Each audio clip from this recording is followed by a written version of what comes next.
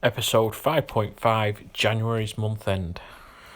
Just a quick reminder of the setup we've got at home. We have a 4 kilowatt solar array on a 3 kilowatt inverter, a Tesla Powerwall 2 with a gateway backup 2, a Volkswagen Egolf, a 12 kilowatt electric boiler, a 250 litre water tank with a my energi Eddi solar diverter, and that has two 3 kilowatt elements on it.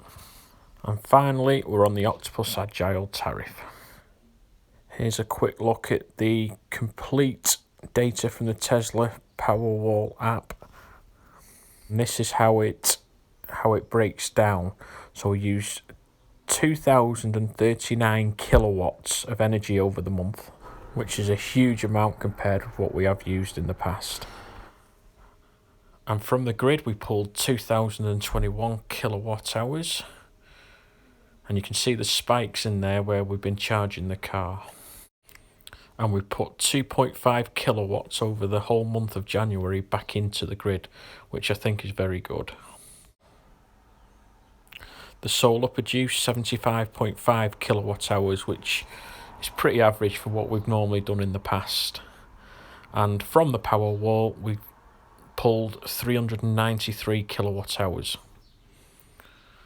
The Powerwall Efficiency looks like this, so 87.58% efficient. And this seems to be in line what other YouTubers are doing, and getting about the same efficiency out of the Powerwall.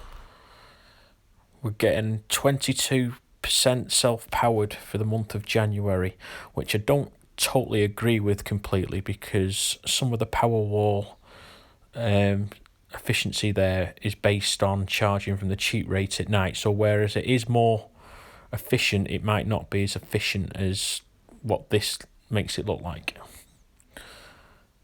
And during the peak time, the Powerwall contribution is a lot higher. So this is really where we save a lot of money, because we're not paying the peak rate of 20 plus, normally up to 35 pence per kilowatt.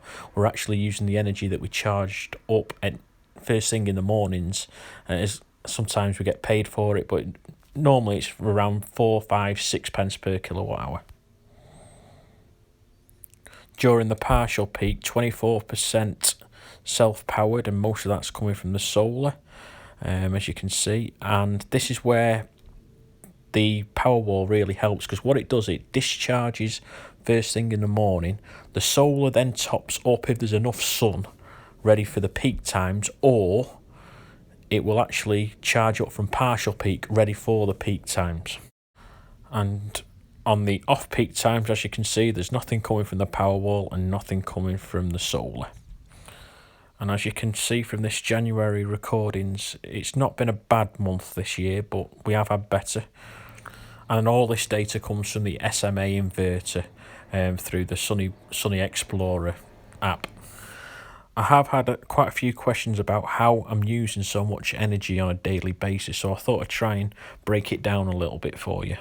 Now, this does change from a day-by-day basis, but what doesn't change is how I charge the Powerwall. It charges to 100% every day, which you can see with the green underneath the zero mark on this graph, and also the grey above the graph. That is all Powerwall charging.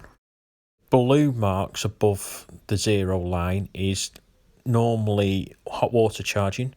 It also can be the car charging, but also the very peak one that nearly hits 19 kilowatts. That is the 12 kilowatt boiler kicking in, along with the hot water and the car charging. And then from then on, which is basically just general house usage, normally quite low, but there could be the washing machine running and maybe the dryer every now and again. The next spike is the boiler kicking in again at 3 o'clock.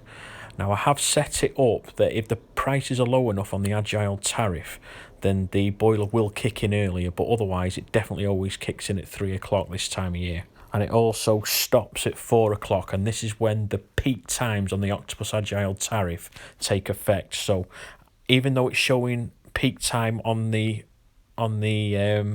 Tesla app, it isn't actually peak time at all. It's just the way I've got the Powerwall to react to the peak times. So basically there's 5 kilowatts coming from the Powerwall and 7 kilowatts coming from the grid, and plus whatever else is going on in the house. And then, as you can see, as the boiler stops at 4 p.m, as the Agile tariff prices go through the roof, all we're doing is cooking, and the Powerwall is more than capable of covering our cooking periods, so that's fine. And then the last blue peak is exactly the same. The Powerwall takes the first 5 kilowatts if there's enough left, which normally there is. And again, this is after the peak times of the Octopus Agile tariff at 7 p.m.